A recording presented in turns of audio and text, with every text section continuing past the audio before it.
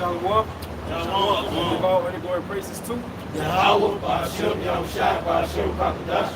everyone to our apostles and elders, great millstone. Salutations to all you sincere Akim, Christians running across the four corners of the world. Hey, just going to the downfall of this sinful kingdom, America, which is codified in the scriptures as Babylon the Great. You know? So, Hey, you know, I don't know if y'all see what's going on in the news. I like all the countries in Africa are joining with Russia now. The Russian China. And you know, basically, the Africans, they are tired of the fucking French. And you know, through to America, you know, everything come together, man. Everything come together. Guess what? This place is done. So we'll just go into like the international monetary system. This paradigm is shifting into a digital currency system. This is the plans of the elites on the left-hand side for many ages. This is the moment they're waiting for it, you know? And once it's happening, that's when Revelation 13 chapter is going to come into fruition, like he calls it all. And once you go to that Greek word for all, it goes into pas, which goes into every individual or every inhabitant of the planet Earth. And this is their whole goal for their so-called NWO. This is naturalnews.com, and the title is titled The International Monetary System Will Collapse War of James Rickards. It's not a matter of if or when, published 7/31/2023. And it says financial expert James Rickards is sounding the alarm about the impending collapse of the international monetary system. A lawyer and investment banker with 50 years of experience in monetary economics, Rickards says we are at war. This being a title of a new piece he wrote about the falling house of cards known as global finance. And the house of cards goes into like a metaphor of a system or organization or a company on the way to the downfall. So in this sense with America, it's nothing but another empire that's headed to its downfall that was set up by Yahweh Ba'ashem Yahushua.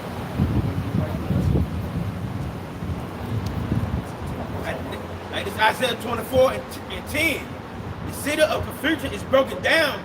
Every house is shut up. Yeah, so the city of confusion or the city of chaos, the city of disorder, that's referencing to America. It's about to be broken down on all levels and aspects. Spiritually, morally, and right here with the brother getting into the article, economically. You know, this system's on engineered more so economic collapse. Because people see the word collapse or financial collapse, but it's more so an engineered collapse. This is the plans of the elites on the left-hand side to do this, you know? That no man may come in. This is the book of Zechariah, chapter 8, verse 10.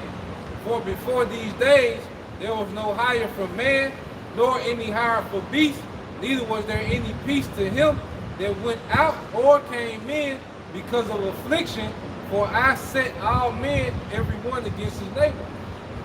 Yeah, because just like the other brothers getting into, at least are getting ready to crash this economy, it's going to be a bloody transition to this new system, man.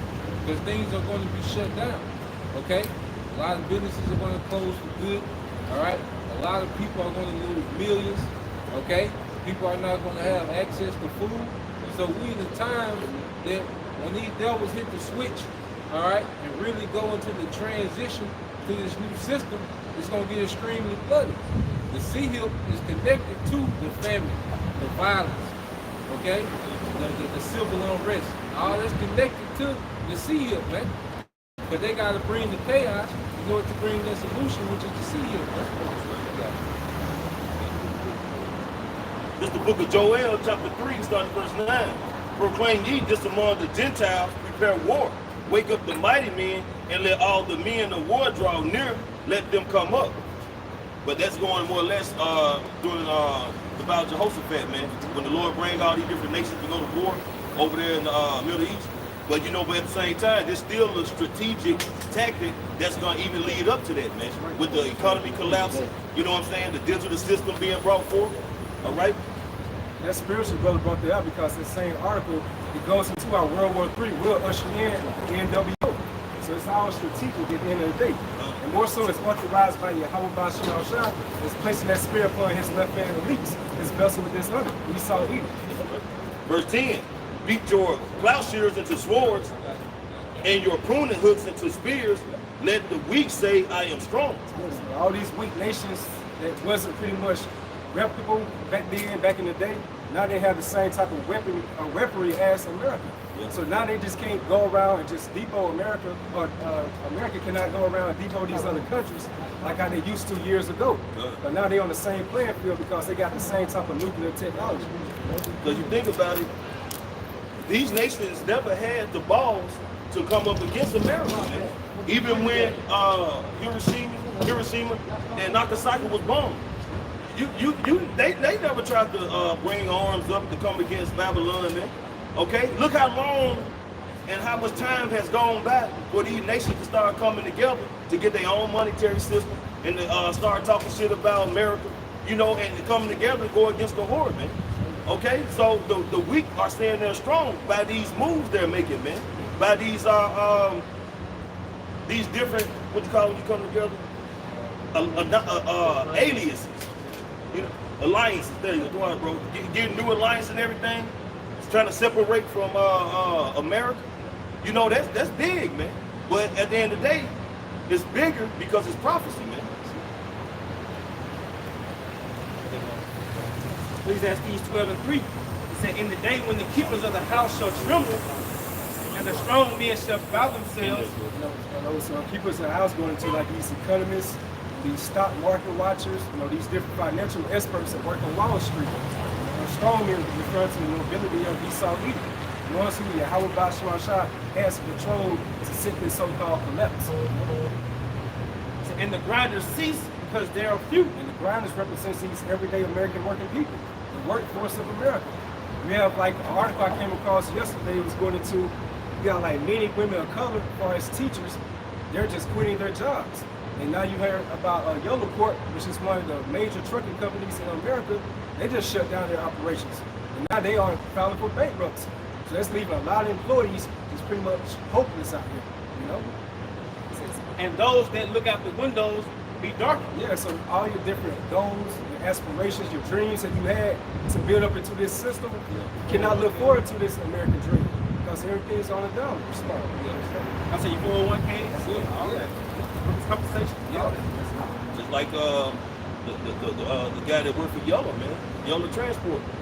That his pension, man. He talking about 30 years, man.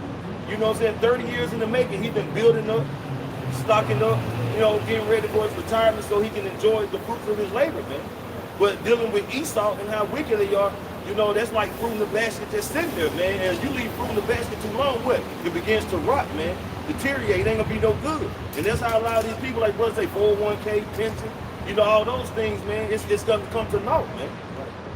That's the consequences of our people putting their trust into Egypt. That's right. You know, you have hope into this system, but it's failing hope. And that's why George Carlin stated, the American dream, you gotta be asleep in order to believe it, you know? So 2/3 of our people are spiritually asleep by believing in the concept of the American dream. It says, and the doors shall be shut in the streets when the sound of the grinding is slow. Yeah, the sound of the ground is low. No jobs, employment, you know? And he shall rise up at the voice of the bird, and all the daughters of music shall be brought up. And that's setting your alarm system up early in the morning so you can seek employment. Right? Back in the article, it states the existing world order, which is based on fiat currencies like the US dollar and the European euro, is on its last legs. Very soon, Rickers warns all this bagged by nothing paper money will go bye-bye, and replacing it would be an entirely new paradigm, but not without a total collapse in between. You see, in order to make way for the new world order, the old world order has to be demolished. Right. Because this old world order represents this paper currency and this old way of handling money.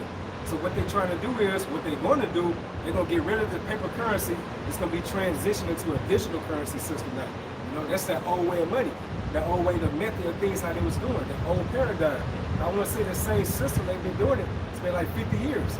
So now they're ready to flush their way and start this new paradigm, going to this international monetary system.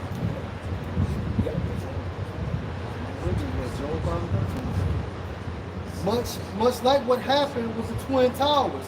The rubble that remains after the collapse will birth a new system like a phoenix rising out of the ashes. That's that Freemasonry talk. In this article, Rickards explains how monetary systems change every 30 to 40 years, with the previous iteration being based on a classical gold standard. For the past half century, money has been backed by nothing. And what comes next, well, the world will have to wait and see. Today, the existing monetary system is over 50 years old, so the world is long overdue for a new monetary system, Rickards says. The unprecedented sanctions that the U.S. and its allies imposed on Russia following its invasion of Ukraine have only accelerated the move forward. It's like it, the move toward a new monetary system. It shows you right here, this was all systematically designed by the higher ups. Because as it says, all wars are bankers' wars. So this was all planned and strategically playing out. And Mayor Rothschild, his wife stated, if my sons did not want any war, you know what I'm saying? It wouldn't be there. It wouldn't be any. It wouldn't be anymore. You know? So that shows you right here who's behind all this madness going on around the world. Yeah. What they say that according to another quote about the Rothschilds, money is their God, Money is their God. and the Rothschild is the father. Right? They control the money system. Job 5 and 12 said he disappointed the devices of the crafty, And that's Yahweh Hashem Al-Shah. so that their hands cannot perform their enterprise. Meaning their might, their control. The enterprise is going into success in the Hebrew. Who's the crafty? The nobility of Edom. Because why? They hide in the shadows. They make it seem like they don't exist, but they really exist. And through the spirit of Yahweh Hashem Al-Shah, hey, that veil has been removed off of them, so we can actually pinpoint who the international bankers truly are. Go ahead. Verse 13, he taken the wise in their own craftiness. Right. So the And- Most High is going to use the same game plan to destroy them. Go ahead, bro. And the counsel of the forward is carried head on. Right. The counsel of the forward. Who is that? The wicked. Go ahead. So they meet with darkness in the daytime, And it's going with their policies, which is pushed through Satanism, man. Yep. That's what they push. They push Satanism through the form of Christianity, through the form of democracy, through the form of the American dream, through the form of so-called liberation. Go ahead. And just back you up. At Enterprise Online, when you go into enterprise, when it goes into like a business or venture, but it also goes into an undertaking.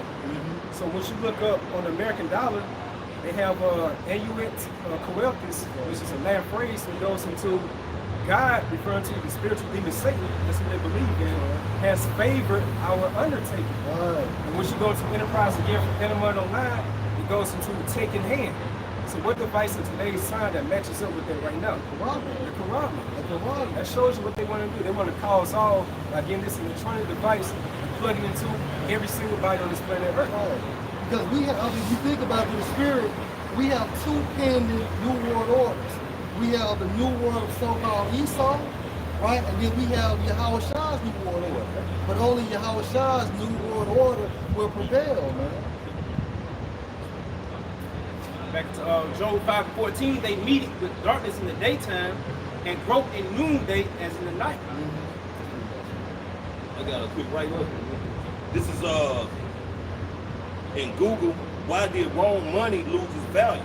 By decreasing the purity of the coinage, they were able to make more silver coins with the same face value. With more coins in circulation, the government could spend more, and so the content of silver dropped over the years. By the time of Marcus Aurelius, the denarius was only about 75. Denarius only about 75%. And you can say the Federal Reserve note started losing its value when in 1930 when they took it being backed up by gold and silver. It started replenishing in, man, because by then they turned into a legal tender, a false line of credit. Okay? And then IOU. That's why it's called fiat. Done. Fiat means what? Let it be. Let it be what? Considered as real money. Right. Which is not. You're literally playing around with monopoly money, man. That's right. And who was it? Truman? can't remember who fucked it all up, where they couldn't get their gold and silver back out the bank. Nixon fucked it up, signed some kind of agreement where people couldn't get their gold back, you know what I'm saying, or silver. That's why, you know, the Federal Reserves have all these sales with the gold in there, man, because they done ripped off the nations. Everybody, anybody, whatever nation you're from, you had actual money in that bank to receive those IOUs. You know, if you didn't get it back at a certain amount of time for Nixon signing that paper, you was done for. So that money really become nothing. Then when you got inflation, you know, and they said how Rome had more money in circulation, the government could spend more. Hey, America, they print their money, and they sending billions of dollars over there to Ukraine, billions over there to Israel, and who knows where else, you know what I'm saying, spending money, but they constantly print it out, so the money value is getting lower and lower because there's so much in circulation. So eventually, that's why these nations are trying to get away from the dollar. A lot of these nations, they'll start sending money back to America, man. You know, you seen over there in Negro, man, they found a damn filing cabinet full of American fiat, man. Millions, man, in a poor country that nobody's spending because that money really just becoming worthless, man, and everybody trying to separate from America, man. Yeah. By nothing. Ain't nothing but a note piece of paper. Working, the paper's printed on it. There's working paper that is spent on it. But, you know, the elite got everybody in a trick bag. Just kind of, I was thinking about that earlier today, how they got everybody in a trick bag, you know, thinking that the money that they have, like these celebrities and all these wealthy people, and having people that's trying to get money or more money. I know we need money to function, but to be up on the level of the Jay-Z's and the Beyonce's, you know, that's got these people in the trick bag. Not only the Jakes, but the Esau as well. Because what's happening? You know, think about it. Venezuela. What happened to Venezuela? They money lost value. So it was out of you see it all laying out in the street. You know, like the Most High said, you would cast your money out in the street. And that's what's going to happen to America eventually. Right. They're going to start dumping their money out because it's going to be worth it. Another country.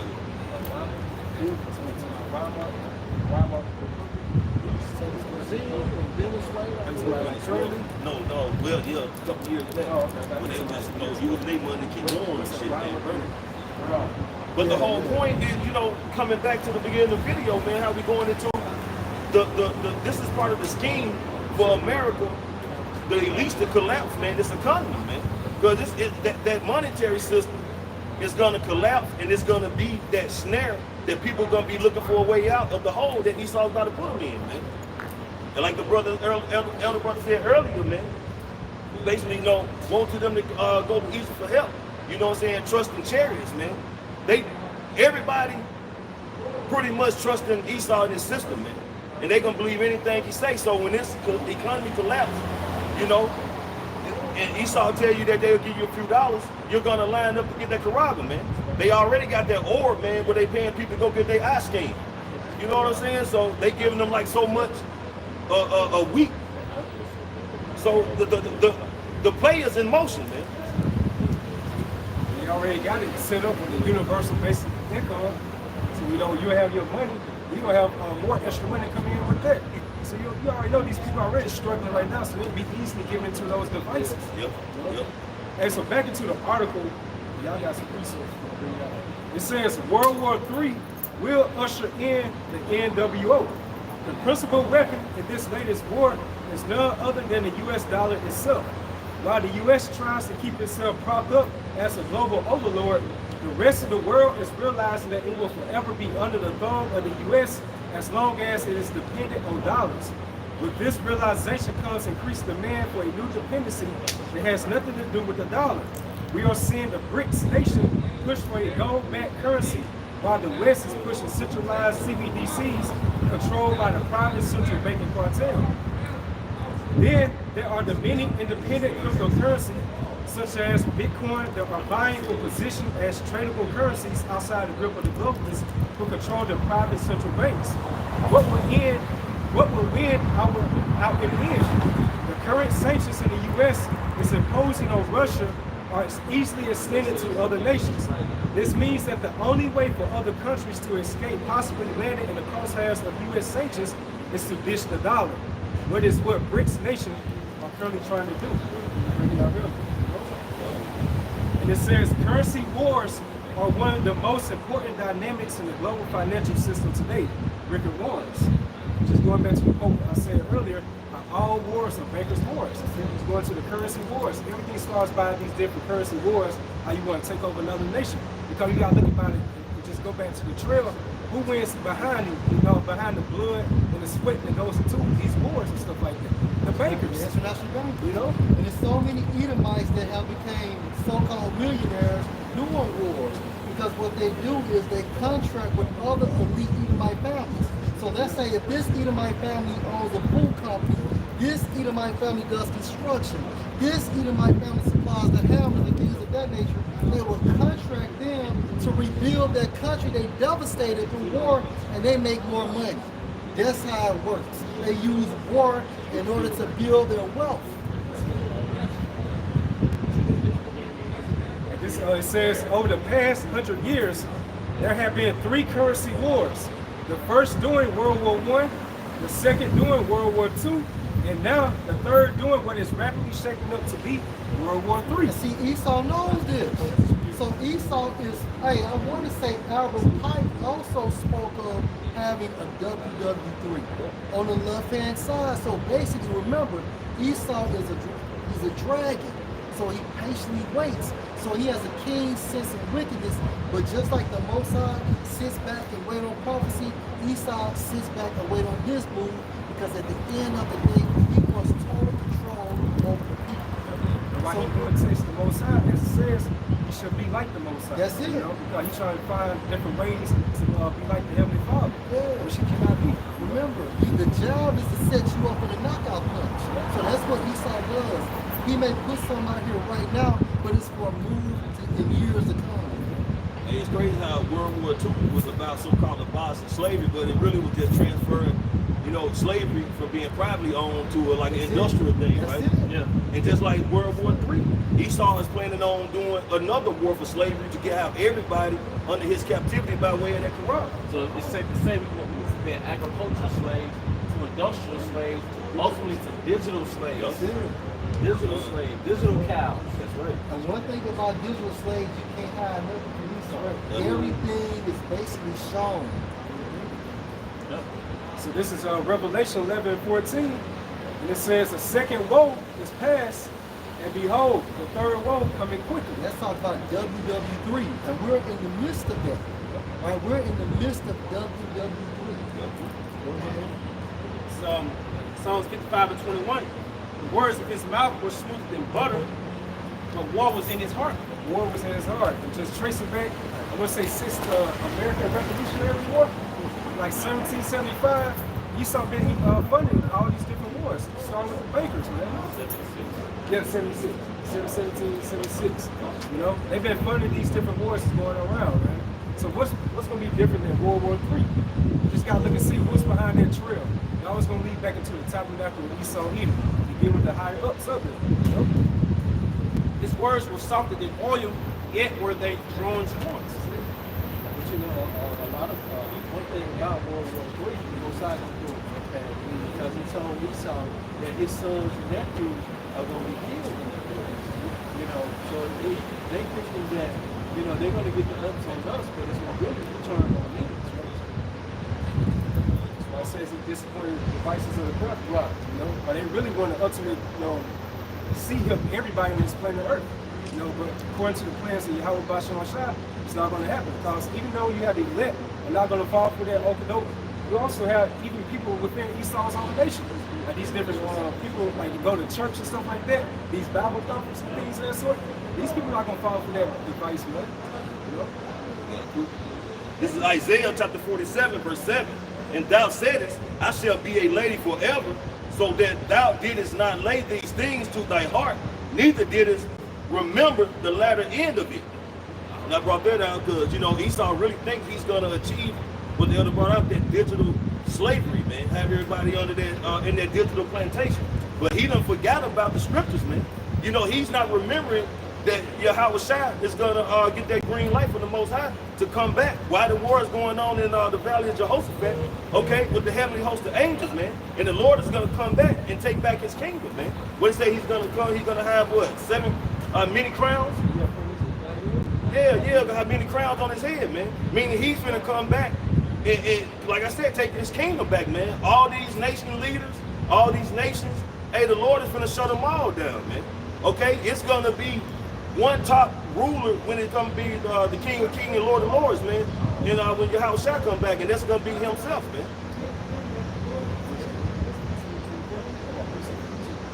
Revelation 19, starting at verse 11. And I saw heaven open, and behold, a white horse. He that sat upon him was called Faithful and True. And the white horse represents how Shai comes back in that chariot. In righteousness he do judge and make war. His eyes were as a flame of fire, and on his head were many crowns. Many crowns, man. As I said, hey, the Lord is coming back, man, to go down all these nations who think they're in line for the next rulership, who want to be the next rulers, you know, because this kingdom of wickedness it's going to be utterly casted down, man. And it's going to be a righteous kingdom set up, you know, starting with Yahweh Shai, King David, the 12 and the rest of the governing body, man.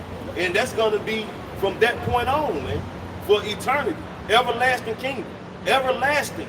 Everlasting. Meaning it's going to last forever. There's not going to be no stopping. Okay? And that's why the nation of Israel are going to be immortal, man. Okay? You can't have an everlasting kingdom if you're able to die. Okay? So that shows you that the kingdom of heaven is going to be for the nation of Israel. Because you other nations, you're still going to be coming and going, man. You're going to be going to the spirit world, you're going to be coming back. Going to the spirit world, coming back. But the nation of Israel, hey, we're going to be forever, man. Looking very youthful. This is why we're going to be immortal, because we're going to be cemented with the laws, statutes, and commandments. No. So that right there is going to not, make us go off of sin or anything like that. We'll be forever perfect, man. Yep. And that's what these nations are scared of, Yep. But we're coming back into that righteous vibration starting right now through the spirit. Right. So we can't take these bodies, these meat suits into the chariot. The Lord said the next to scared to be saved, man. And we're going to get those new bodies, man.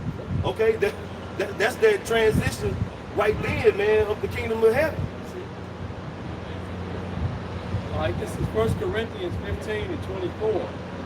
Then cometh the end, when he shall have delivered up the kingdom to Yahweh, even the Father, when he shall have put all rulers and all authority and power. So when Yahushua returns, he's going to put down all rule, all authority, all power. And let you know right now, beginning with the tabernacle, when he saw Edom, he's going to set them in their place. They're going to be subject unto Yahushua, beginning with his governing body,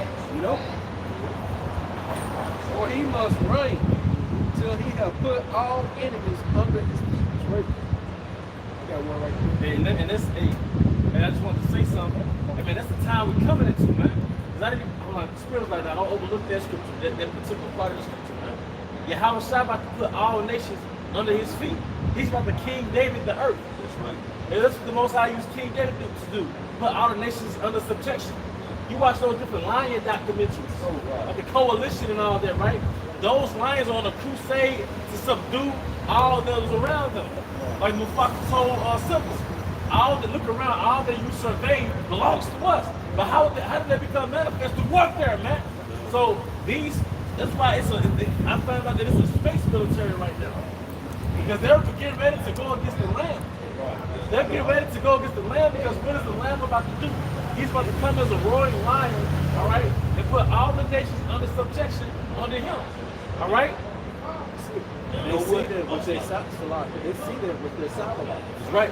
They see him out there and see the chariots and see all of that happening. And now they're beginning to come out with UFOs, which we already know UFOs is what they are. They're the chariots of the Most High. But to the 2/3 and the unknown, they thinking there's some kind of space alien. But we know that that's how the Most High angels try. So now they're, like he said, they're trying to build up that force to fight against the Yahweh Shai when he returns. And in almost every movie you see where someone invades someone else, there's always a hero narrative for example, like Django, right? He basically took over the plantation, but he rescued that woman. So yeah, the angels are going to have a double-fold mission. They're going to help Yahweh subdue the nations, but they're also going to deliver the elect, man. All right, they're going to rescue that woman. Come on, man. You had mentioned, what you say, they got like a space program now? Space military. And it's a series on Netflix called Space Force. You know, and that's what they doing. They trying to get a military into like outer space, man. But it's like he's showing you what he's gonna do. You know what I'm saying? So he put it in his movies and everything, but then he'll go on and bring it forth. Man. And like the other say, he's doing these things because he know Yahweh Shai is coming back with the heavenly host of angels, man. Also, too, he's doing two things. He's fooling the 1/3 in the unknown of his nation, but the elect is not fooled by it. You know, he's keeping them dumbed down like it's aliens. Is, you know, well, we're gonna fight against aliens. We're gonna do this. We're gonna do that. But at the whole time, thinking about when y'all were talking about the MOTB and how they planning to subdue the whole world, I got to thinking about the zombies. You know, what did the zombies do? You know, they run around asking, not asking, but searching out people that's supposedly healed or in the knowing their brain. They want us to do their brain. So what Esau's whole analogy behind it is y'all dumb. You know, y'all don't have the brain. So and it's kind of going back to Elder Kazak dream that he had. You know, where he said that they wasn't like the zombies that was going out, you know, attacking people for, you know, food, but they were eating themselves, you know, on the flesh, attacking each other. I don't know if y'all saw it either. But, yeah, it's and I got to thinking more and more about it. You know, the movies, you know how Esau portrayed zombies in the movie. Like, you know, they just dumb, they just running around looking for people that they can eat right. You know, in a sense, that's gonna be almost but that's gonna be kind of the mindset of people when they bugging out. Because they done lost everything. They ain't gonna have access to resources, food and everything. So people just gonna be going around, you know, just raising animals almost, man. To be able to, you know, get something they desire, want, and need, man. You actually jumped in because I was going to bring out the scripture where it said they would go to and fro looking for the knowledge, seeking out those for knowledge, you know.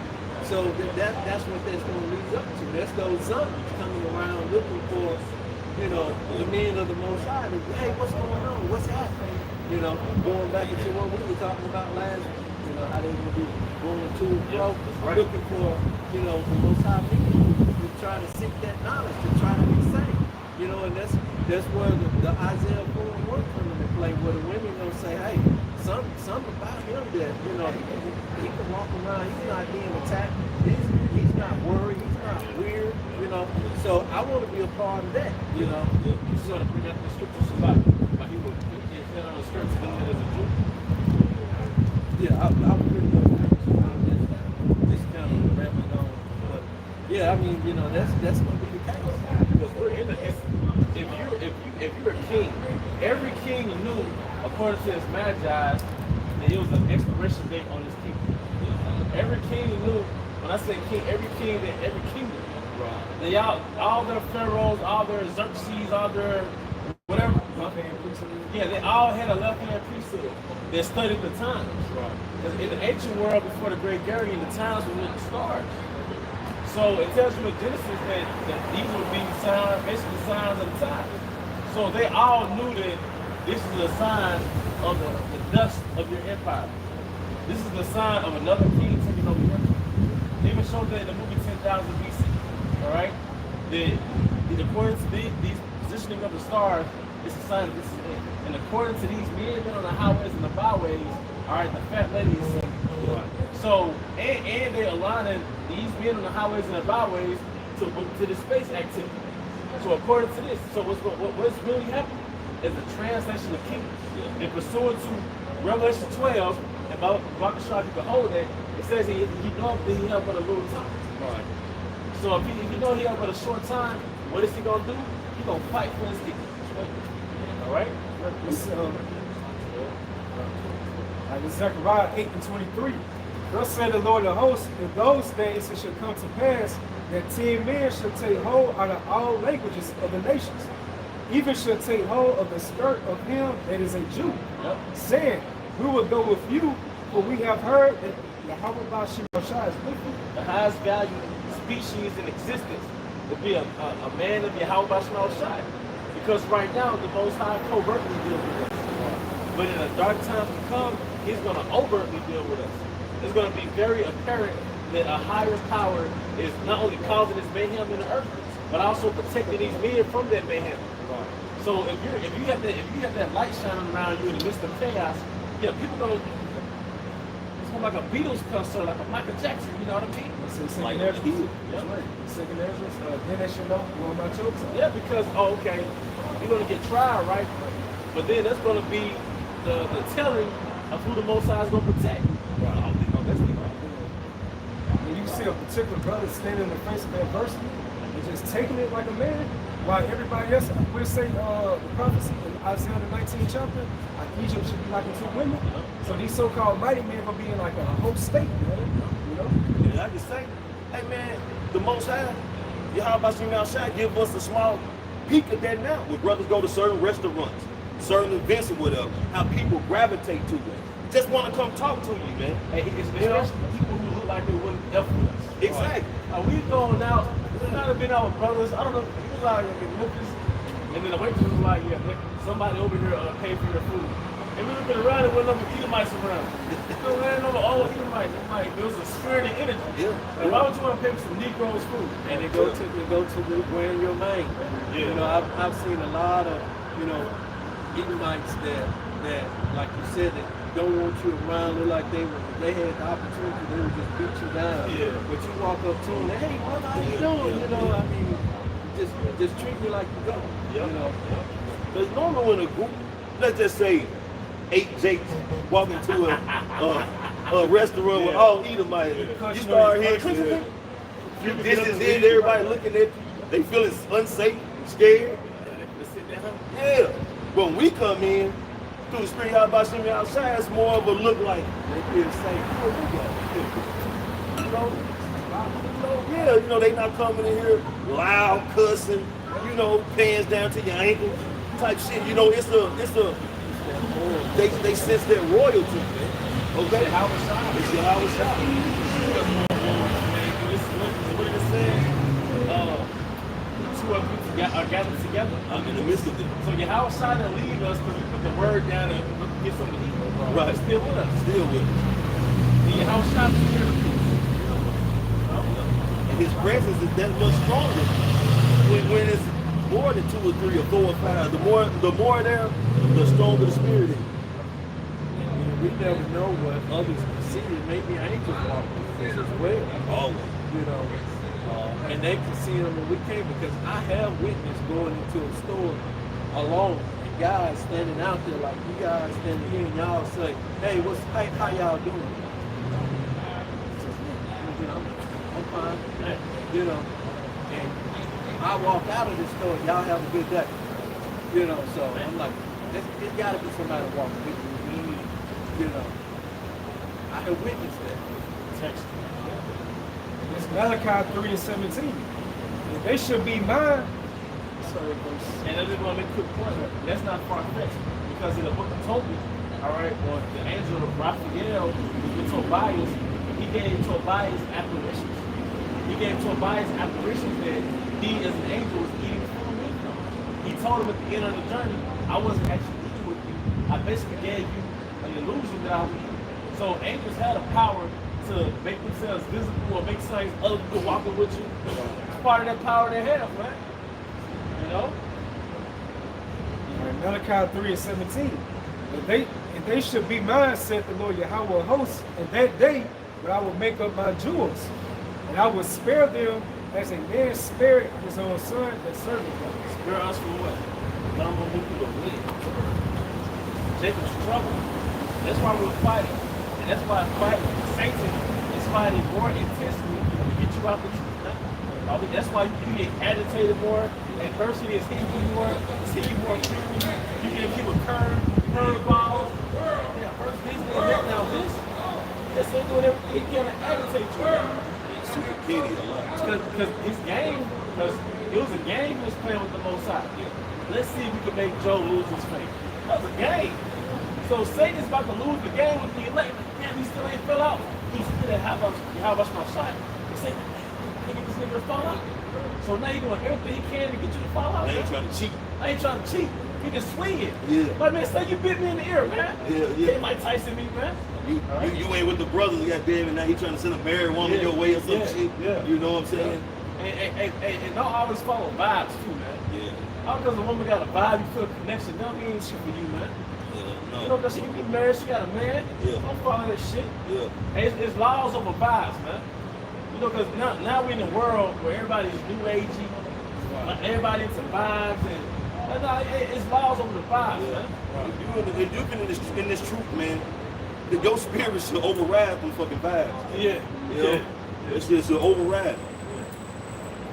That goes back to that goes back to Isaiah 48:10. Behold, I have refined thee, but not with silver. I have chosen thee in the furnace of affliction. You know, so that's what we all are going through. I mean, each one of us have our own furnace that we have to be, put in.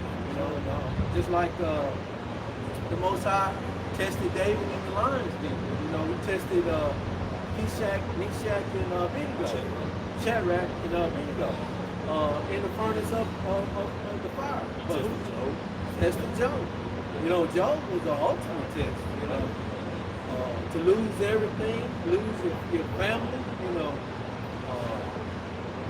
that's hard. That's very hard. I mean, not facing lions in a lion den. That's rough too. But somebody dropped you in the lion den. That's.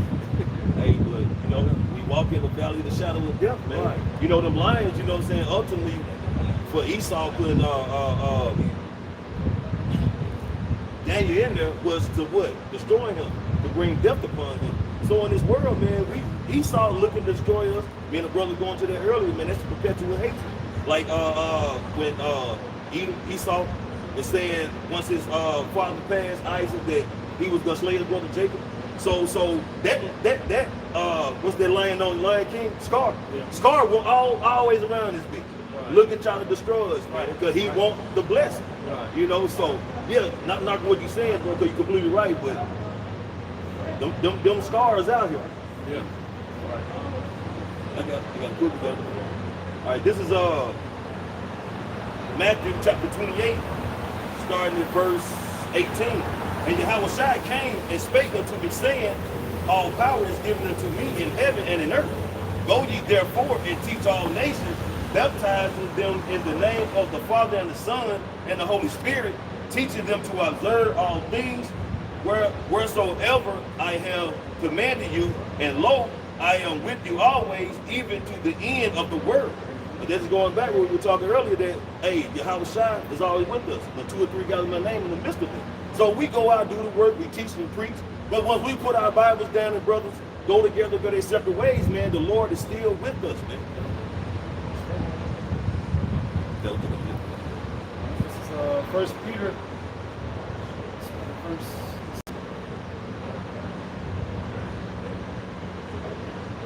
First Peter 1, verse.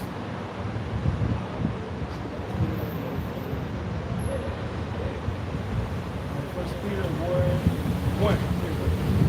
It says, 1 Peter 1:6. Wherein greatly rejoice, though now for a season, if need be, you are in heaviness through manifold temptations. Manifold. And I speak for myself and for other brothers. We're in a state of manifold temptations. Because Satan always throwing on lunch wrenches. Car problems, domestic problems, spirits on people that work doing weird stuff, man. Illness, bodily problems, financial problems. But you know what should be fucking happening? You should be elevated. That's what should be happening. Because you can't control them external afflictions. But you can control the level you're supposed to be on. Because when you level up, the demons level up. So that's expected. You're on a higher level now. You can handle that level of intensity. But we should be leveling up in Yahweh by Shema Shai. You know? And Now, so we said too much is given. so much is given, much is required, man. But after a while, you gotta laugh at some of that stuff, like some certain light in your car come on, or because sometimes you gotta laughing, man. And sometimes you gotta be that person that's singing how about Shema Shai. Because he gave you the affliction. Yeah, and why you gotta sing why they have about Shema Shai. But you know, it's almost like, well, it is, we're a team. You know, but we have to come together as a team. We have to, it's almost like we got to gel as a team. And we're part of the body. And I'm saying the word team, but body. You know, and one brother may be going through something that another brother can help that brother out.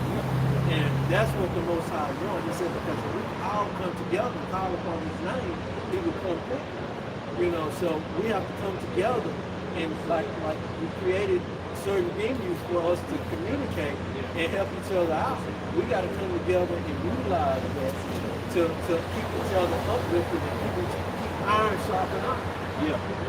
Body is like synergy. Right. You know, you think about like your different body parts, like the liver. Right. The liver's functioning right, they can help out the kidney. Right. And so forth and so on, because different organs in the body. That's how you got to look at it through something. Yeah. You know, because I might be going through something I've never experienced before. Elder Z, I holler at him, he done experienced before. Except for me, I have to experience about it. So other words, we gotta open up our mouths. You know, you can't be lone soldiers, you know. Sometimes you gotta talk to a brother. Right. You might not want to be that brother that's like putting a burden on everybody or constantly, but sometimes you gotta open up your mouth and talk to other brothers, man. You know, because it's needed. Right. Because your woman not gonna only she's only gonna understand you to a certain degree. Right. Co-worker damn sure ain't gonna get it. Right. Your homeboy you grew up with, he cool, but then the deep spiritual afflictions he not gonna get. They all gonna understand you on the carnal level. On the carnal level. And what did the Most High say? If you have a problem, seek out wise counsel. You know, so you should go to that wise counsel and ask, you know, for their opinion. Right. Yeah, this quote from Epictetus. He says, the true man is revealed in difficult times. So when trouble comes, think of yourself as a wrestler whom God, like a trainer, has paired you with a tough young buck. For what purpose? To turn you into Olympic class material. Yep, because, hey, adversity is the king's gymnasium. So we really can't develop character unless we have some level of resistance. And what I've learned is most of the afflictions that the Most High sends you is for you to develop skill. Because you can only have the same problem so many times before it becomes a solution. You're going to eventually learn the solution. I heard someone say, a problem is not a problem if there's a solution to that problem. So a lot of things the Most High give you is really so you can develop, man. You know? Where all that's leading to is going back to Isaiah 33:6. Wisdom and knowledge will be the stability of our time, because it's building your faith to trust in the Most High more, because the brothers are uplifting you.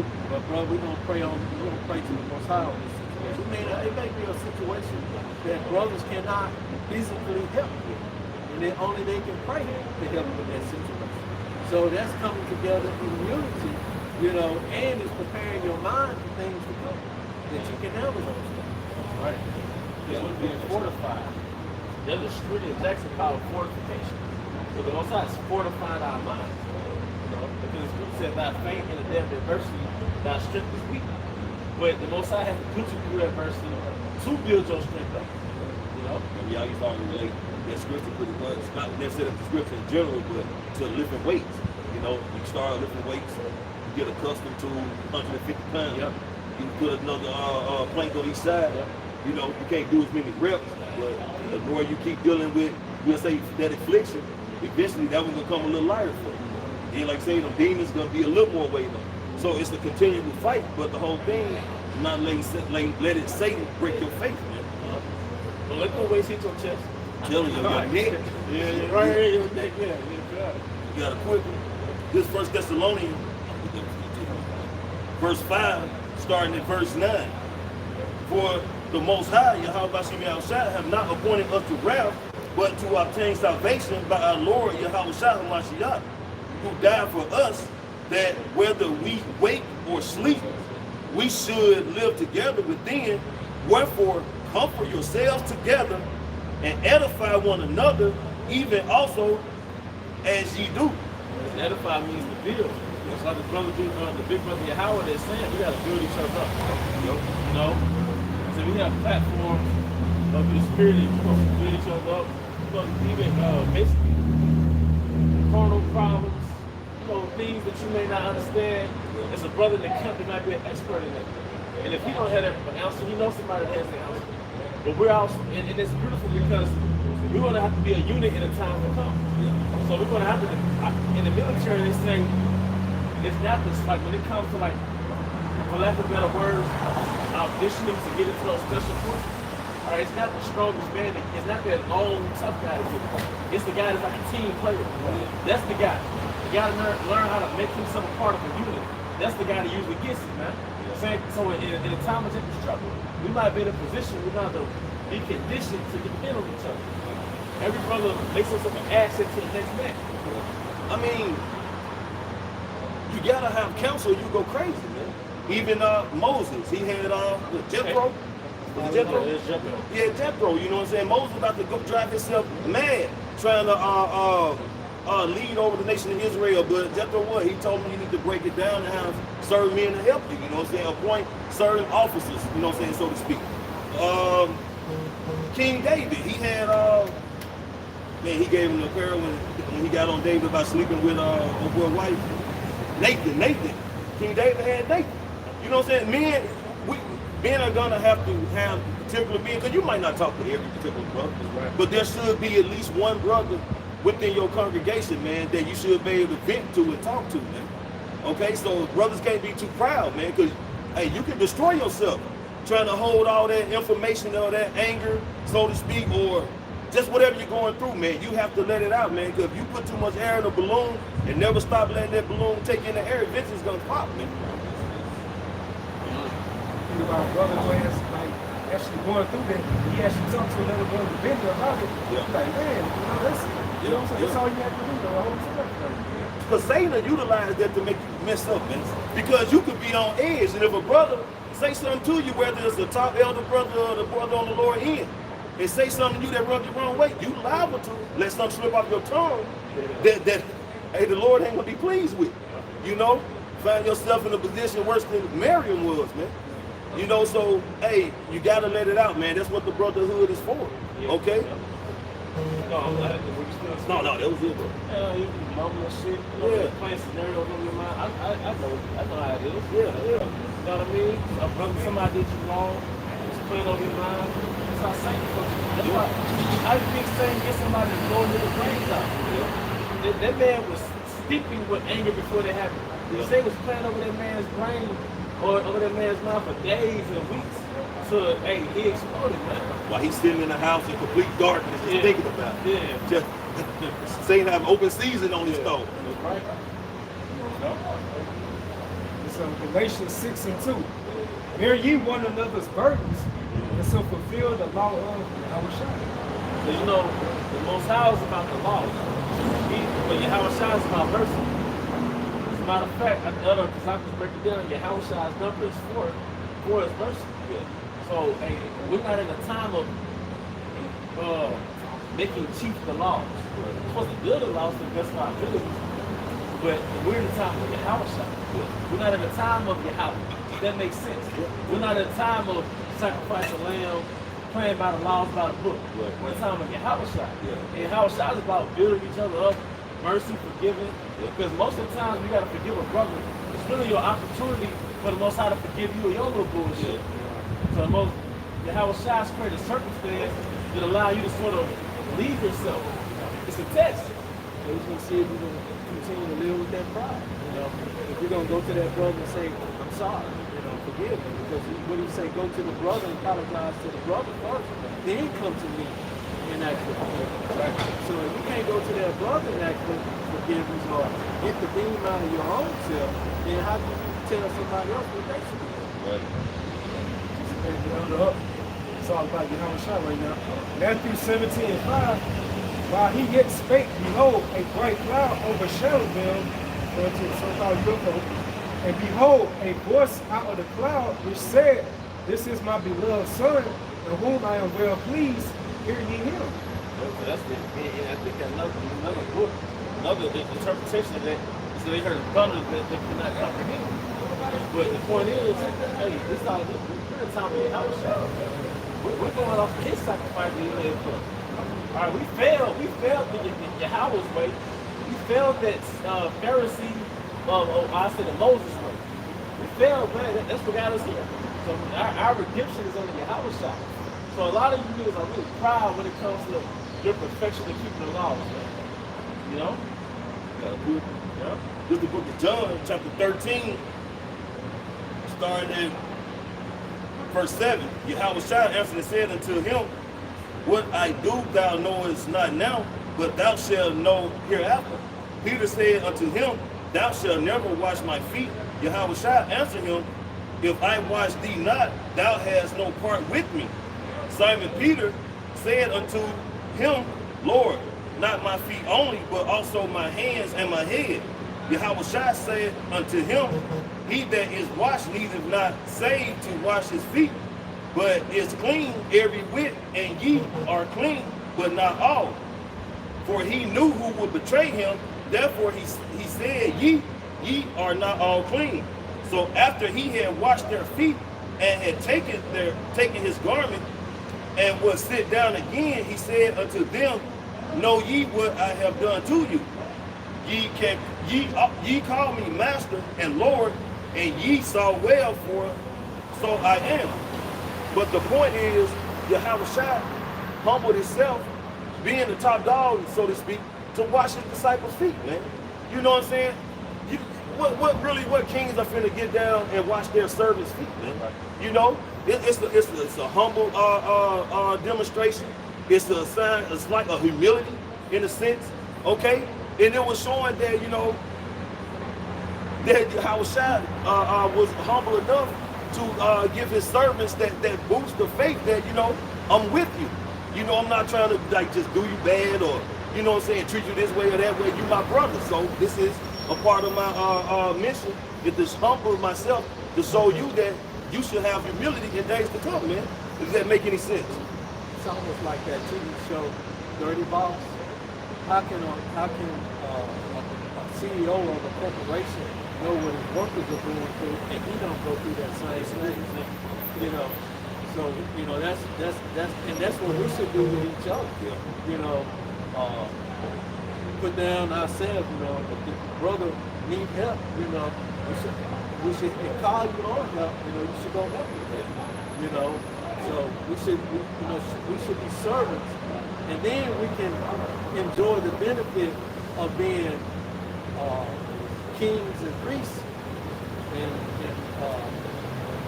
masters in the kingdom. I say masters because we'll be ruling over this nation. You know, and that's why we'll be kings. Right. That's the problem, we'll be kings. You know? And bro, I just look at that show every now and again, and that the owners of that business never really knew what his employees were going through till he, you know, came in and acted as an actual employee. You know what I'm saying? So that humbled him to know what they was going through. Certain ones, you know, he was giving extra money to the employees and everything. But see, Yahweh Shai already knew what we was gonna be going through, man. You know what I'm saying? So he understood. And Paul reiterated that because he said he once was, he said, be ye merciful. I'm just kind of roughly paraphrasing.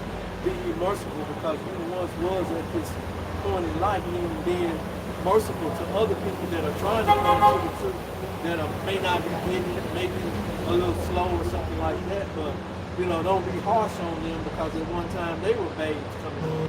I can't remember the scripture, but I remember Paul reiterating that we should be in that same state of mind. We were once babes at one time, babes at one time. I'm trying to think of like, Let me see if I got that. Did you get that first one? Go ahead. This Hebrews 7:4. I'm sorry, 24. It says, but this man, because he continued ever, have an unchangeable priesthood, wherefore he is able also to save them to the uttermost that come into the hour by him, saying he ever liveth to make intercession for them. And the reason why Yahweh Shai can make intercession for us, Heavenly Father Yahweh, because he's been in our place. He know what we went through. He know what it takes to go through these different chains of darkness, going into this flesh. So he could go to the Heavenly Father, be that mediator for us, like, Yahweh, like, look what they're going through. You know what I'm saying? Just make it that intercession for us through the Spirit. Because if we're really up to the Heavenly Father, Yahweh, you probably do away with us right there and there, man. So the Yahweh is being that lawyer for us in the heavens right now, in the Spirit, you know? Right. Because we can't get it perfect. We can't get it by the law. That's why it says in Colossians, the laws which were written contrary to us, contrary to our nature. So we, like I said, we fell. That's what Adam represented, that rough draft of perfection. He represented that six, that one short of perfection. And so did Solomon. King Solomon represented that one less of perfection, right? So, but yeah, ironically, Adam and King Solomon was Yahweh. When he came back as Yahweh, he represented perfection. But he came also to put us instead of perfection. But we're under mercy right now. We're under Yahweh's mercy. And like I wanted to speak about coming down and humbling himself like an employee, does Yahweh's But he's the supervisor. He's right next to the church. He came down and walked in our shoes about living in this flesh. He must say he made himself lower than the angels. You know? 1 Peter 2:21. For even hereunto were you called, because Yahweh also suffered for us, leaving us an example that you should follow his steps. Follow his steps. And one way you're trying to follow the steps of Yahweh, we can't be perfect, but he walked in perfection. So the best that we can do is try to walk in the ways of Yahweh the best of our ability, man. You know? We, like I said, we're not going to be perfect. We can't be perfect. We didn't need, like Brother said, he changed the darkness. But the whole concept, the whole mindset should be to walk in perfection to the best of your ability as Yahweh man. You don't think Yahweh going to reward brothers like that, that mindset, shrine, in a system like this, and a setup like this in America, where you get rewarded, you get highly elevated just by being wicked and doing wickedness. But he see the service, they trying. They putting in effort, man. And you don't think he know about the temptation? What was Satan took him to the mountaintop? Tried to offer him his kingdom. You know? 40 days, Yahweh Shai's in the wilderness. At his weakest moment, Satan tried to give him a proposition. But, you know, Yahweh Shai refused. Of course, it's his kingdom anyway. But he's showing us that, you know, you don't just sell out, basically, man. You know, because there's something greater to come. You know? As go into, what's that? Is it Mark the 8th chapter? What does it profit a man to gain the whole world to lose his soul? You know? It's not going to profit anything, man, really. It's going to have some carnal profit, you know, some worldly profit. But that spiritual, that being profitable in the spirit to receive, you know what I'm saying, the glory of Yahweh, to be heirs with Yahweh, man, you got to store up those spiritual treasures for that, man. Open that spiritual bank account, you know. Dedicate yourself to doing the will of Yahweh. It always starts with the mindset. What we want you to do, we want you to flee from the shadow of this world. Detach from the spirituality of this world, the carnality of this world. You gotta be spiritually minded, you know? Because part of detaching from Babylon, all right, really involves separation, man. And let me rephrase that. Part of walking into Yahweh and allowing Yahweh to enter into your spirit is really detaching from Babylon. Detaching from Babylon, detaching from feminism, detaching from black culture, westernization. Behind all those things is Yahweh. All right, so that's why I said love not just in word but in deed. Part of your deed is unplugging from westernization. Westernization is your stumbling block between you and Yahweh, right? Bro, it's this picture I be looking at, man. And it's so damn deep to me. There's some matches in a row and they say the power of stepping away. You got some matches burning, like, you know, that trail burn, but you pull one out and it stops from burning. It's almost like from destroying yourself, man. You know what I'm saying? And that's what we gotta do to keep from destroying ourselves, man. You know what I'm saying? Step away from this world. Step out of the ways of this current system, man. You saying not follow the ways of the heathen. You know, walk in the ways of righteousness. Follow the ways of Yahweh. You know, not being a part of the dry bones, man. Okay? It's 2nd Ezra 2:34. And therefore I say unto you, O ye heathen, that hear and understand, look for your shepherd, who shall give you everlasting rest. For he is not at hand that shall come in the end of the world. Be ready to the reward of the kingdom, for the everlasting light shall shine upon you forevermore. Verse 36. Flee the shadow of this world. So wait a minute, they gave a prerequisite. So it gave the incentive, the reward of the kingdom is basically a him. And part of that everlasting light is eternal life. Right? Right.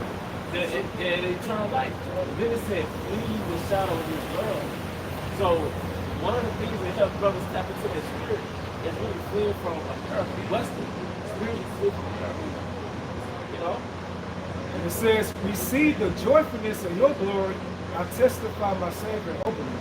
Who's the Savior? Yahushua. You know?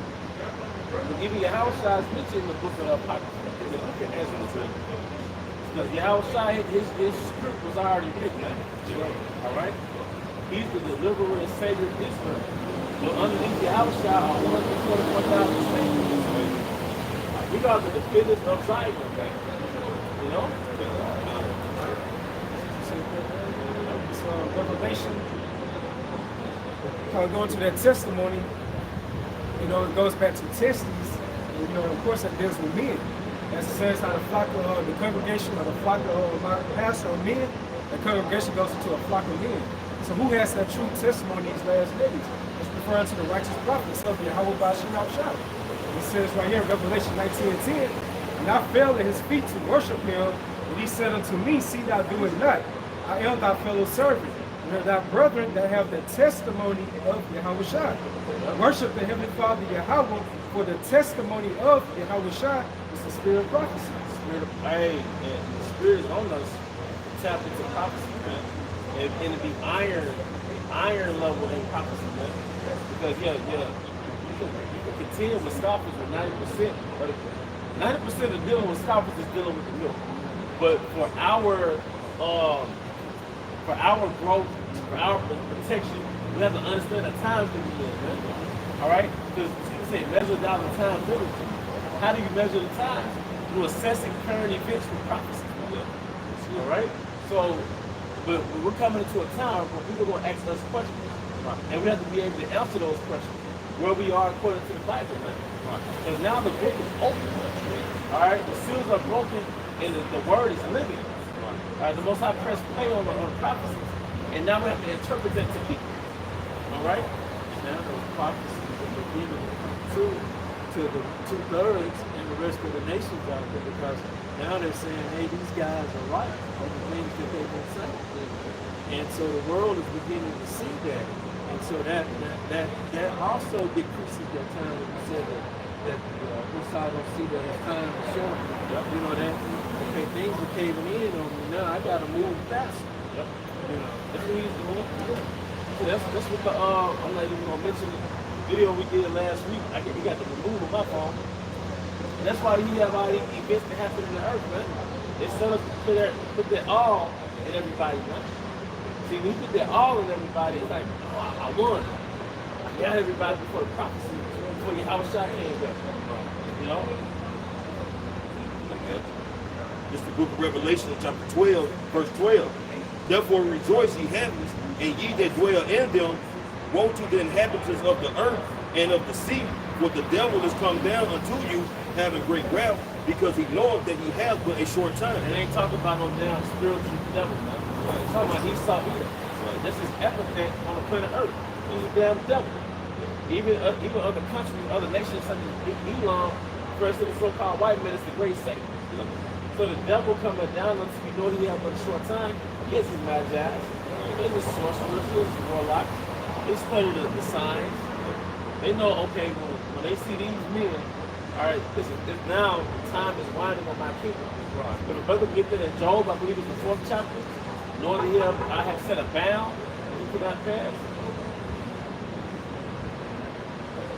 You know? Because we go to that Greek word the brother just read, for wrath, it goes into thumos, and it says passion, angry, heat, anger for with boiling up, and soon subsiding again. So just showing you how Esau's gonna be inflamed with anger because, as I said, because he knows that his time is up, man. You know with Esau, man, he's a sore loser at the end of the day.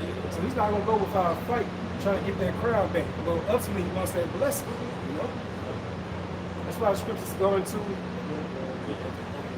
I have to make a correction too, and this is alluding to, he's going back to about a month ago.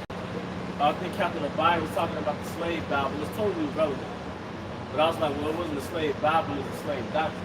And to my correction, it was actually, they actually carved a slave Bible. So I just want to make that correction. All right? This is 2nd Ezra chapter 16, starting at verse 70. For there shall be in every place and in the next cities a great insurrection upon those that fear the Lord Yahweh Bashem Yahushua. Verse 71. They shall be like madmen, sparing none. See, right now, Esau has been moving covert. You watch the movie, they clone Tyrone. It shows you the different covert war tactics they use against the 12 tribes of Israel. Whether it's the chemicals in the firm, the nigger culture, all right, food, church, music. That's covert warfare. But now he's going to say, fuck it, take the mask off and start swinging. Because his sword, his gift anyway is that sword. They got all type of Call of Duty type electronics, all right, that can decimate, dissipate a human being, man. Literally make, I'm sorry, literally make lightning fall from the sky. That's right.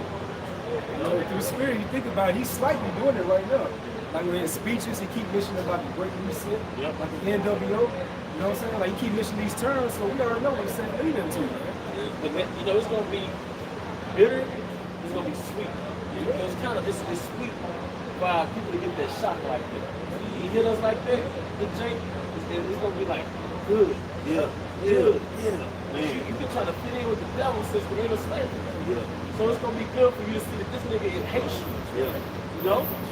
We tired of sneaks a lot, bro. I was saying these powerful women, you know, these modern women, man.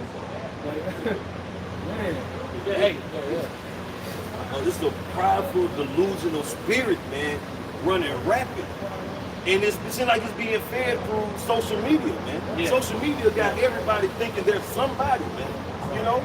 And like the elder was saying, man, bro, it's gonna be like that other side of the pillar.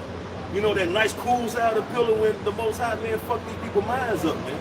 You know, snatch the rug out from under your foot. You know? Snatch the beaky out your mouth. And I think a lot of that is going to happen with weather. Because what happened in Texas a couple of years ago, how they used the cold weather, and you know, it killed a few people over there. But you see how hot it is across the U.S.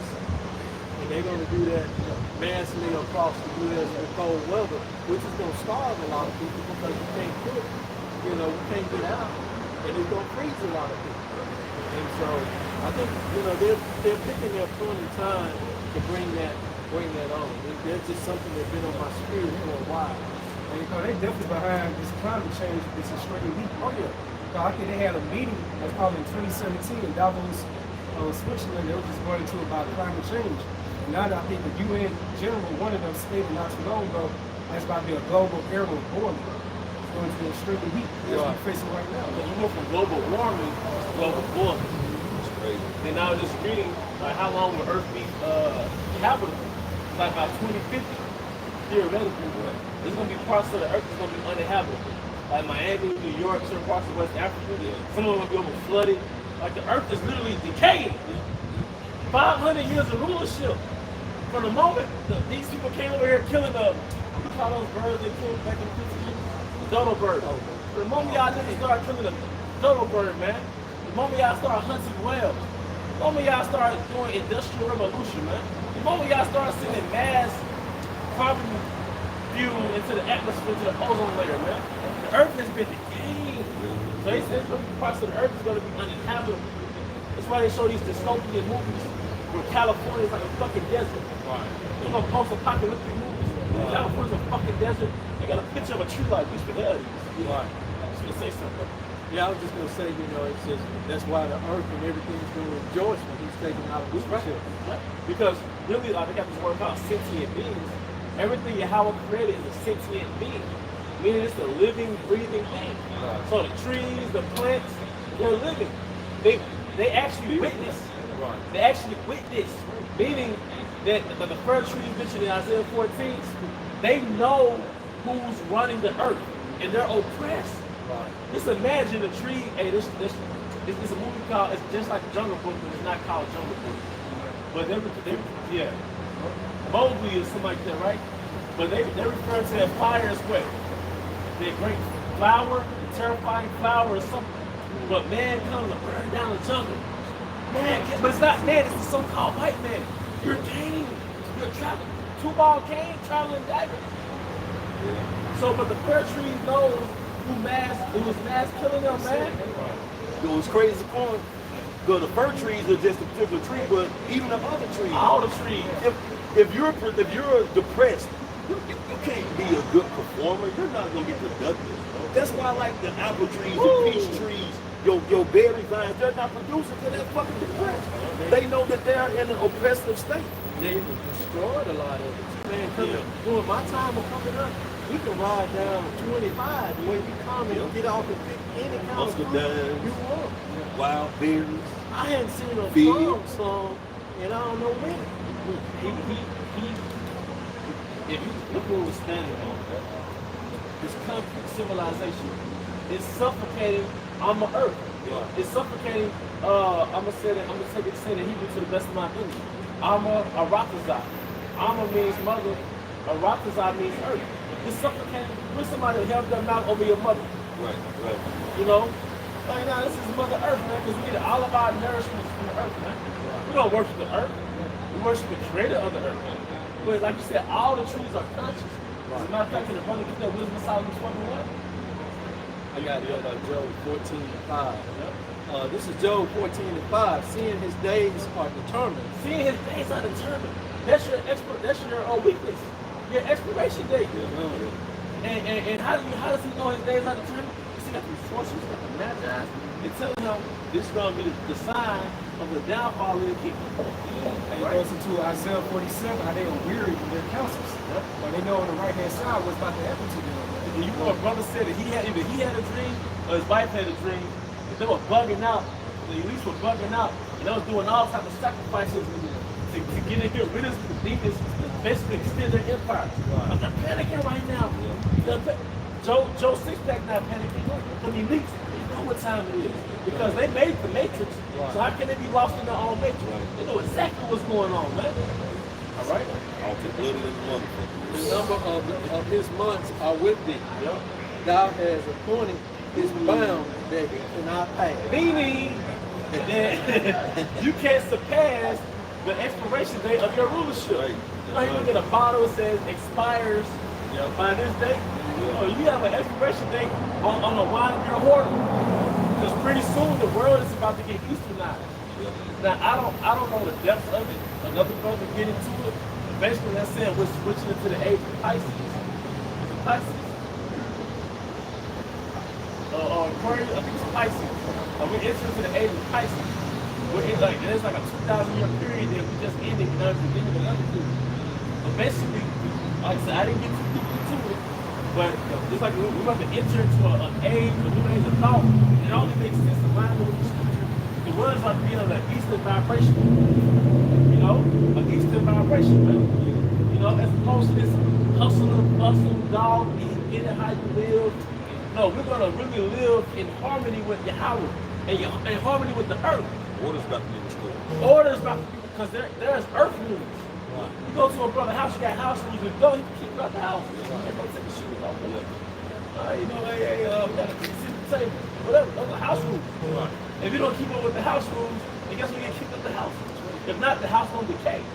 Now, what's happening is, this nigga not keeping the house rules, so the next generation of humans can't inhabit that same house. It's going to be uninhabitable. That's what you look on Google, it's going to say about 2050 certain parts of the earth is going to be uninhabitable. You ran the house down, man. So you got to have house rules to make it inhabitable for the next guest to enter that house, which means the next generation, man. That's why the earth is in the way it is. Esau, like a child, no rules. He just jumping up and down the bed, wasting shit on the couch, ain't cleaning it up. This is the result of that generation after generation after generation. Because westernization only cares about satisfaction of it now. But the ways of our forefathers, all right, they set themselves up to set their sons up. So our grandkids, if we were still here 100 years from now, they can't inhabit the same earth. They're gonna have to walk around with masks on and it's gonna be crazy. Live on the ground. In the back of what you said about everything is a living being, you know, going into the analogy of the house. If you let a house sit uninhabitable, what happens to it? It decays. The earth starts to take over. Right. The earth takes over in the house, you know, the wood, rocks, everything inside, the mold take over, you know, and that goes into, like with us, crank. Crank is a form of mold, a form of cancer. That's what, you know, happens to a house. It decays, it rots, and then what happens? It falls in. And we're classified in the scriptures as the pillars of the earth. If you look at these pillars, they have pillars. So the saviors of Zion were actually going to be pillars of the earth. In brother of the scripture, another brother in Romans 8, how to earn his expectation of the future. Because the other nations are waiting on the elect to wake up, man. Because we're going to restore order to the planet earth, man. All right? It goes going into about the collapse. The God says again, we read earlier, Isaiah 24, the seed of confusion is broken down. You know what I'm saying? This place is decaying on all levels, man. We just waiting spiritually, we just waiting hopefully through the spirit that this place be broken down physically. Hey, you know what my hope is? I'm not just saying this because y'all out here teaching and trying to sound good, man. I speak as a man, but I'm more stoked about sovereignty and really being a king. And I just say that because as long as this man is out the picture, or as long as he's out of the picture, I don't care what brother is on top. If Yahweh say, hey brother, you're gonna rule over this province, is Zahab, you're gonna be a resident in his province. I'm cool because Esau walked away. The problem is not, oh, I need to be a king, or the problem is Esau in the way. Because if Yahweh get back on top, We all do. if you the janitor in the palace, you good. Right. You gonna still go home to servants. You gonna go home to peace. Right. You go home to your wives, and your daughters, and your sons, and your families, and your animals. You live forever. You live forever. Hey, that's what the spiritual called. What Queen Sheba? When she came to King Solomon's kingdom. She thought the servant was King Solomon. And who is King Solomon through the spirit? Yahweh Shai. Right, man. Hey, yep. That was just like a forerunner of things to come. Man, there was a foreshadowing of the kingdom, brother. It was a foreshadow of the kingdom, brother. The Most High gave us a little blip, a sneak peek, a trailer to King Solomon's rulership, man. You think Yahweh Shai can't get drippy, man? Come on, man. Can I give you this? Let's verse? go, bro. Come back to shot. This is the book of Psalms, chapter 84, verse 10. For a day in thy course is better than 1,000. Yeah. I had rather be a doorkeeper in the house of my power than to dwell in the tents of the wicked. So one day in the kingdom of heaven is going to be better than 1,000 so-called best days in this kingdom right now. One day. One day. What's that movie called? One Night with the King? So one day in the kingdom of heaven is better than 1,000 years in this day. And I be watching those little films about how the elites live, especially like the princes of Dubai. This is all within the tents of the wicked. And they be lit. They be living. Got tigers for pets and shit. $300 million planes Right. in luxury. You fly high on luxury. Fucking yachts damn near the size of a cruise ship. And then on top of that, they go where they want to go and don't have to have a passport. They got diplomatic immunity. Yeah. Right. Yeah. We're not subject to time. Right. We're slaves to time. Right. We live a box life. I gotta get up at this time. Go to bed at this time. We're Gotta subject put back to this much. Yeah, gotta put back this Pay money. this bill. Gotta pay this bill. Everybody get another job. You know. Yeah. No. Look. And you believe in that false hope, you know, about winning the lottery. Yeah. You know. You mean to tell me that because one person $300 million, but you can't fix the water in the city? You know, you can't give people like an increase in their rate. You know what I mean? They're playing with the peasants. What's wrong with this picture? Yeah. Then send billions to other countries. Right. But, you know, won't forgive student loans and won't forgive other things that Areas homeless. right, that people have helped to build this country up, or do for this, help to build this corporation up, you know, to do for it, but, you know, they can't help them out. Then you look at elderly people that's in their 60s and 70s, retire from one job just to go work at another job just to pay medical bills, medical expenses. What's fucking slave? And I can't wait for the downfall of this place. It's not how it's supposed to be. You don't need a job. First of all, we need a house outside, not a job. And secondly, you don't need a job. You as an earthling, I hate to say it like that, but you as an earthling, you need skill to utilize the earth to sustain yourself. You don't need to work a goddamn Pepsi Cola company. No, you need to have, when the Most High created the earth, he gave me a skill to utilize the earth to live in his earth. Farmers, carpenters, blacksmiths, potters, all those things come from extracting the planet earth. But this man rulership, he ultra stripped from the earth's resources. So a group of people can be convenient. It's not natural to eat that much meat. It's not natural to drive 2,000-pound cars all throughout the world. That's why it's potholes everywhere, all type of shit, man. Because they have to take more and more resources to keep these roads up. And it lacks regenerative measures. If you look at Gad, which is way more superior than you damn devil, all right? He had a regenerative system of living on the planet Earth. That's why he kept the land Shabbat. Are we gonna form 6 years and travel on 7 years so that soil can regenerate minerals? All right, that's a regenerative system. And he knew that whatever we take from Mother Earth, we gotta put back into it. You know, with the buffalo. All right, I think it's an Iroquois, correct me if I'm wrong, but they utilize every part of that buffalo to make sure there's no waste. The way you know you have a self-sufficient kingdom is you have no fucking waste. Think about that shit. Yeah, you use that's a superior, somebody that's about to say, that's a superior system. Americans waste 40% of their food. You have very wasteful people.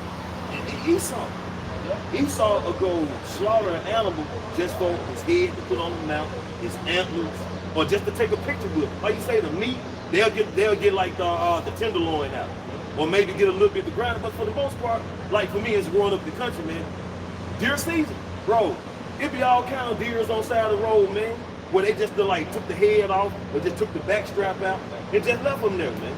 You know, just wasted, bro. You know, but that's Esau. That can feed homeless people. That can feed homeless people. Yeah. You know, the homeless people, you have a poor welfare system. no, that's all I was saying. You know, that can feed, you know, the sport that they use to feed homeless people, you know, and you look at all the abandoned houses out there that's livable, but you look at the homeless people and they won't even, you know, hey, here's a house. You know, this society, this world, which I know is not the design of the Most High, but it could be much more better if man would have took care of it. Hey, Esau, white man, so-called white man. And we're just citizens of his kingdom. So we didn't make that decision to have this wasteful empire. Your kingdom is like a vehicle. It has it produces so much waste. It exhausts piping. Your kingdom has a very horrible waste system, man. The byproducts of your kingdom sucks, man. That's why single motherhood is an example of a poor family structure. Because your feminism, it destroys family structure, so nobody's good at families. We all bumping and grinding, but nobody's good at shit, man. Abortion, why are you wasting babies? You know? See, the Most High has put a spell on us to pinpoint the error in your ways, man. You have a real systems can recycle.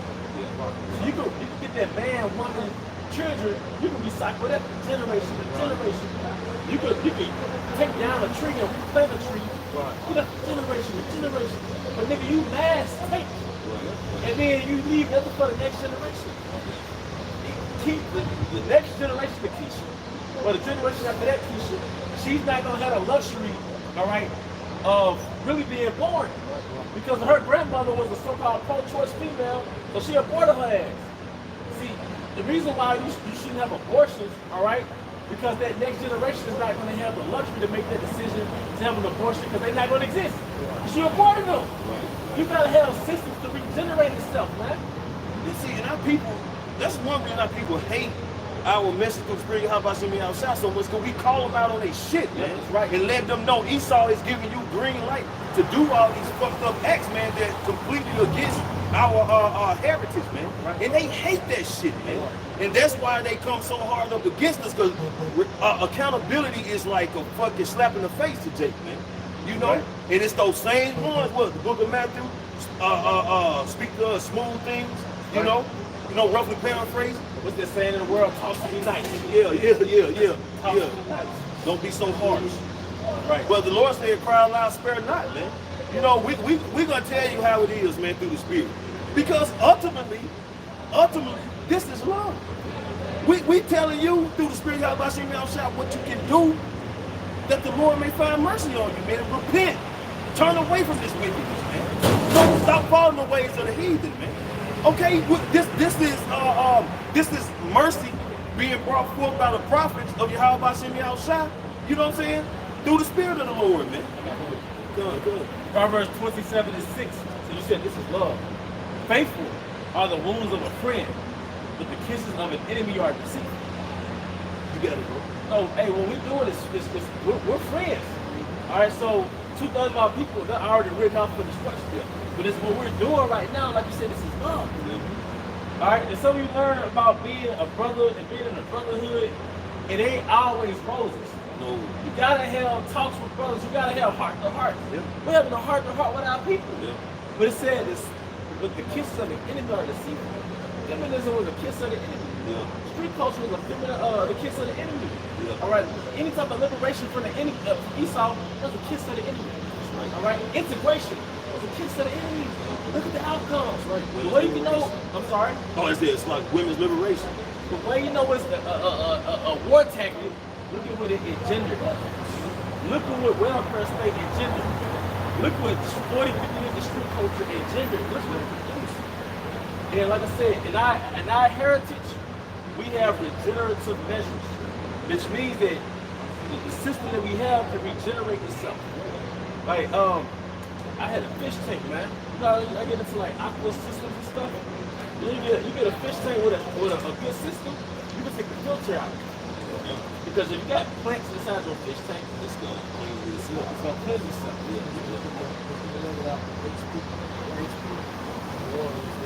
Yep, it's gonna absorb the pH. It's gonna absorb the ammonia. All right, but in turn, it's gonna get a fish oxygen. So it's a cycle. So we have an adequate system. All right, you don't need artificial safety nets. So there's a filter. All right, same thing with Esau Edom. If we were allowed to keep our customs here in America, we wouldn't need no fucking welfare. Because men would be by law obligated to take care of the woman he impregnated. Period. All right? And we had the laws of Yahweh Shem Shai, it would be no such thing as street culture. Because why would you even make a rap song about breaking the laws of Yahweh? Thou shalt not kill. Thou shalt not cover thy neighbor's wife. You know? It's real quick, Jeremiah 6 and 16. It says, thus said the Lord Yahweh, stand ye in the ways and see and ask for the old paths. What's the old paths? The laws of Yahweh Shem Shai.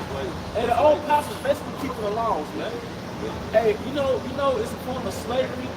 You know it's a form of slavery to have to work for a fucking mortgage. Don't you know paying a bill is slavery? And mortgage, when it goes back to the war, Dead. And the gauge goes back to pledge. First of all, in the law, I think it's in Leviticus. You can Google the word pledge in the blue letter Bible. I'm sorry. Put the word pledge in the blue letter because it tells you the things you're not supposed to use as a pledge for your neighbor. Because isn't our custom to borrow things for each other, right? Yeah. But we have something called collateral. Right. But in the ancient times, it was called a pledge. You're not supposed to use your clothes as collateral. See? You're not supposed to use your livelihood as a collateral. See, when you go and get a mortgage for a house, using that house as collateral, you know, this loan for a bank, man. All right? It's fucked up. Banking on you not paying. He's banking on you, even with everything he does in the system, he's banking on you making a mistake. Right? it's Exodus 22 and 25. Thou lendest money to any of my people that is poor by me, thou should not be to him as a usurer. Which is an extortion. What's that word? Interest. A usurer charges interest. So you're not supposed to charge interest on somebody. And what are you known for? Subprime loans, high interest rates, especially when it comes to the 12 tribes. The so-called Negroes, Hispanics, and Native Americans, you purposely give high interest rates on these houses. All right? It's redlining. It's really impossible to live in those neighborhoods. That's why you look at Esau like, man, how much money does he make to live out here? He got to make a whole lot. Plummeted compared to yours. He might be paying $1,200 a month, $800 a month. But let's try to get that house. $1,800 a month, $2,000, $2,500. We talking about the South. And they see your income is less than you something. Yep. Let's go. Can you start from the top with this damn hypocrite? It's Exodus 22 and 25. Yep. If thou lend money to any of my people that is poor by thee, thou should not be to him as a usurer. Neither should thou lay upon him usury. Thou at all take thy neighbor's raiment to pledge. Whoa. Thou should not take thy neighbor's raiment to pledge. Now in the book of Sirach, it tells you, you to get that, brother? Yeah, the word house is shame. Right? Because raiment is clothing. So you're not supposed to use your brother's clothing for a pledge or collateral. That's what I'm gonna wear. I know I owe you shit, man. God, I'm walking around naked. So you can't use a brother's livelihood basically as necessity as collateral. Security for a loan. A security for a loan. All right.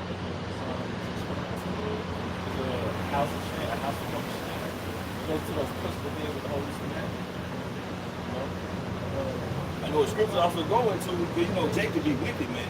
And Jacob, let's say scriptures go into how if your neighbor's oxen pretty much come onto your property, you're supposed to return them to them, man, or let them know where it is, regardless of how many days it is, man.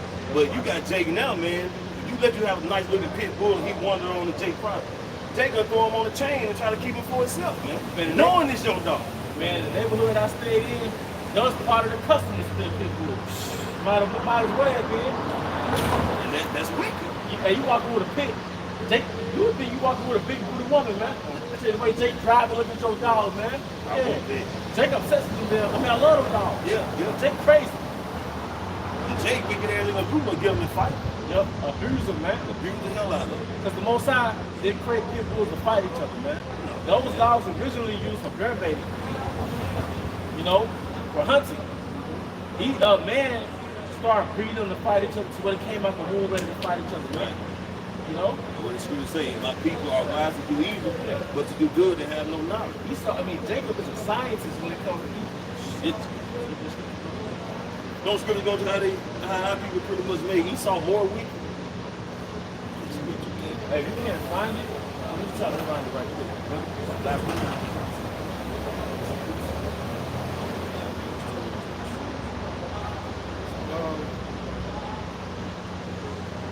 Talking about this in Ecclesiastes 29, Sirach 21 and 16, the life is water, wind, gold, and house, cover sun.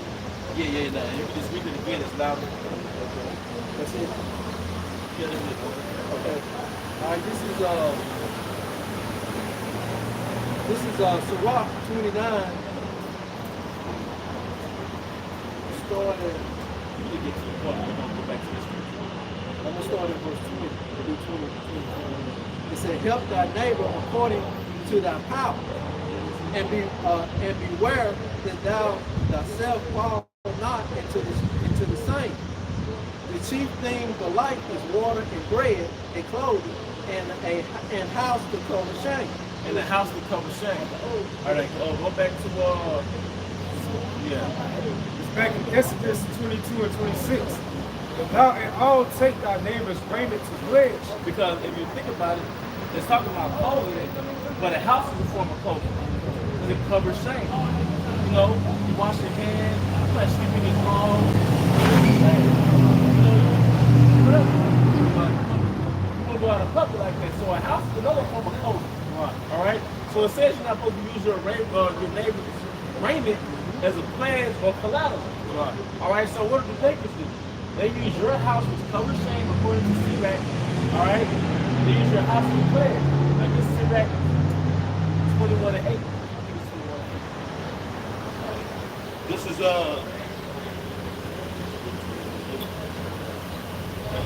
the book of Sirach, Ecclesiasticus and the Apocrypha, chapter 21, verse 8.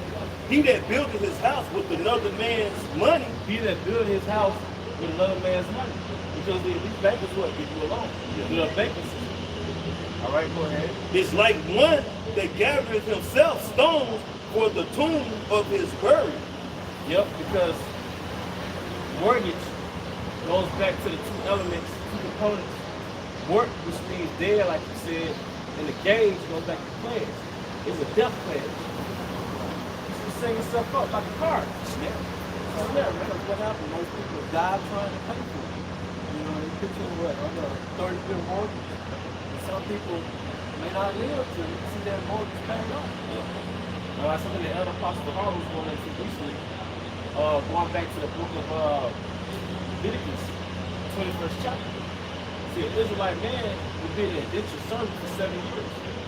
You'll be put up as a servant when you're 12 years old, and you'll work for an Israelite that's well off. But you'll be building up your wealth. Then by the time you're 19, you're a rich man. See, it wasn't set up for you to spend the next 30 years on a fucking mortgage, man. You can inherit, if you didn't inherit wealth from your family, like your dad, your father, you put yourself in the servitude as a young man. In 7 years, you came out a rich man. How do you think Jacob got Leah and Rachel? Through the blood. He went 7 years for each one. Because what was he doing? He was purchasing assets. Right. That's why it says in Sirach 36, he that getteth the wife, getteth the possession, help like it to himself. When you got a woman, it wasn't like today, when you got a woman for a body or your emotions or your lust. No, you got really like a tool. You gotta help me. You got an asset to your estate. Like you saw the movie Color Purple. May not be the best example because of the connotation. But in the beginning of the movie Color Purple, this one was all over the place. I think the what's her name? Season. I forgot what happened, but she wasn't around the house for a while. So Mr. couldn't take care of the chickens. Kids were going crazy. Right. So he needed that help me. Right. So it was actually the right spirit how she was set up. All right. So when you got a woman, you got a utility. She came with a role, man. All right. Same thing with a man. A man came with a role, provide, protect, all the other stuff. But when you put those two roles together, now you have family, man. She was property because what happened? He went to her father and purchased her. Yep. You know, so I mean, women hate to hear that, but that's the truth. But when put themselves up as property, right? If you want her, how many days you gotta take on? There's women who actually have signs posted. If you want me, my rent is this much, my light bill is this much, my clothes this much, my food, and your property, you know it. Right. I'm telling you, all right, you move it. Right, we in all that. Yeah, we in all that. But you know, because I have been demoted from property, man. I know, you're basically a harlot. Now you get something to do. Yeah, a harlot should be kind of disciplined. Why would I move you in? Why would I move you in with me if you can't do shit? Right. Well, Esau's woman. He that lose the war, lose the woman. So after slavery and the feminist movement, our women, they rocking with you, man. Straight deal. We're only tools for a lot of our women. Sex, money, whatever it is, they can use. Alright. Back to kind of nail back on to the deal with the housing and the mortgage. It's like a constant trap, man, because you work your job, you got a house, you got your loan, right? Get your house. 40 years you paid it off, right? But if you don't pay your land tax, guess what? They taking the house anyway. Even though it's paid for, just because it's on that land, they still gonna take it. You know, it's a never-ending cycle of losses dealing with this stuff. You saw he got something called predatory lending. You know, I had did a video a couple years ago. It's going to Holmes County, which is like one of the poorest. I think it's like the poorest county in Mississippi. Yeah, so it's like the average household median income is like $22,000 a year. So they show you how Jace throughout Holmes County, which is pretty dominated by Jace. So they was just going into how they fall into predatory lending. You know, it goes into predatory lending refers to unethical practices conducted by lending organizations during the loan origination process that are unfair, deceptive, and fraudulent. And once you go to the word predatory, it goes into living or characterized by plundering, pillaging, or marauding, i.e. booty, spoil. What does Esau does with these nations, man? Again, with our people, he uses as spoil for his convenience. You know what I'm saying? So y'all would get this scripture goes into Naples, he is spoiling the nations. You know? But that's what Esau does, man, to be able to be where he's at right now. He did it, he had a cheat code, first and foremost, and how about Shemashah gave him his power to be in a top power position. But at the same time, man, hey, he cheated, man. You know? Because I can't say, for the most part, especially around like the Chua area of Holmes County, the four generations, you know what I'm saying, so-called after slavery, the fathers was dealing with the sharecroppers, so they were living on Esau's land, working for them, you know what I'm saying, working their fields still. And when it comes down to getting their pay, Esau adopted them because what, they used their land, they used their equipment, you know what I'm saying? So that was further putting Jake in that more debt, man. So now, generations on down, you still got Jake with no money, no ambition, and probably ain't never been outside that area. Is not trying to go outside the area until they have been institutionalized that that's it. There's nothing outside that Holmes County bump. Yeah, that documentary, man, hey, that shit's sad, bro. It is. Yeah, they show you how Jake living. I'm talking about, damn. That was Holmes County? Yeah, Holmes County. Yeah. I think that it was actually Chula. Yeah. And I know I messed with Jason too. That's a different spirit they got out there. Yeah. sad. And it's really all over because look at Rollsport, man. Look how Rollsport was destroyed by the both sides of the tornado. But now these people are homeless, basically. You know, they have nowhere to go, no housing, they living in hotels, and you know, the government come in like that, all this and that, but then they leave and they still in worse shape. Yep. You know, so that's just Esau. This is the book of Habakkuk, chapter 2, verse 8. Because thou hast spoiled many nations, all the remnant of the people has spoiled thee, because of men's blood, and for the violence of the land, and of the city, and of all that dwell therein. Think about the Cuban block trade. Esau pretty much cut off Cuba and having resources, man. Those people, they struggling over there, you know what I'm saying? Yeah, right. Like, just things like you doing, you have spoiled many nations, and now you're being called out. All the wicked doings you've been doing throughout the whole earth, man. Yeah, you can't wait to see how about now shot come basically kick you out of position of power. That's right, man. Keep you out of the damn house, man. That's right. Like Haiti, how can you lose a war and make a country pay you? You know what I'm saying? Because you done lost. They just paid that loan up. No Not shit. too long ago. Yeah. They You just paid that get loan up off of it. Yep, they just paid that loan up. That's some years ago. Verse 9, woe to him that coveteth an evil covetousness to his house, that he may set his nest on high, that he may be delivered from the power of evil.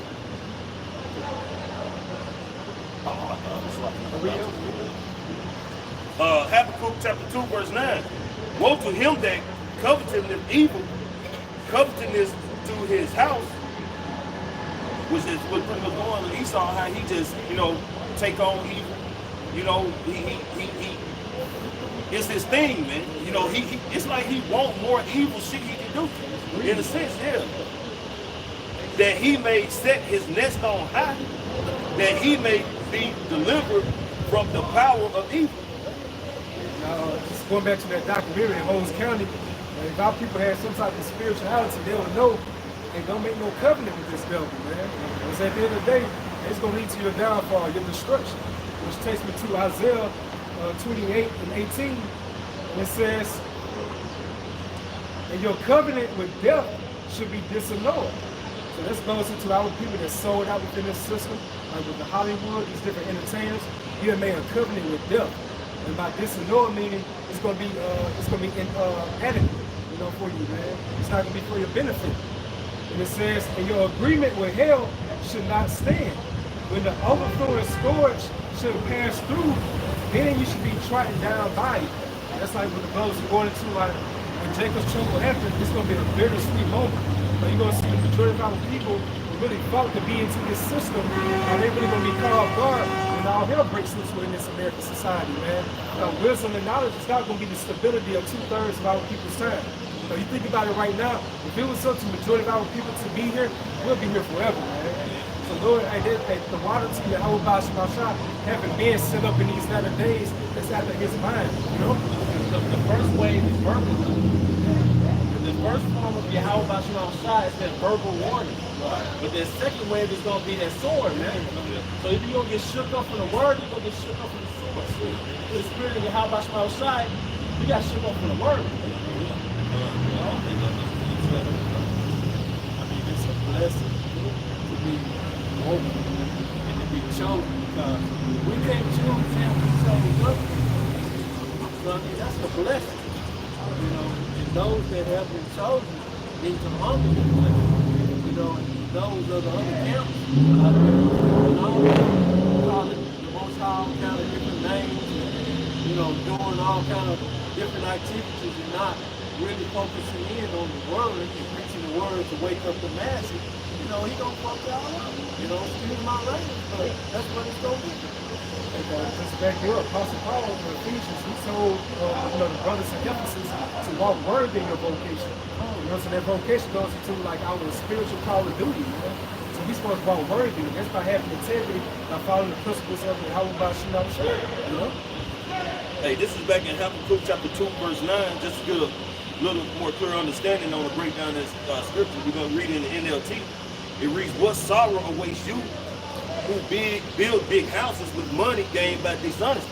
And you can relate that back to what we're saying about the loans from the banks and everything, because their corruption and their deceiving ways by giving you loans, charging you high interest rate, taking your home if you ain't paying your mortgage or paying your land taxes, all right?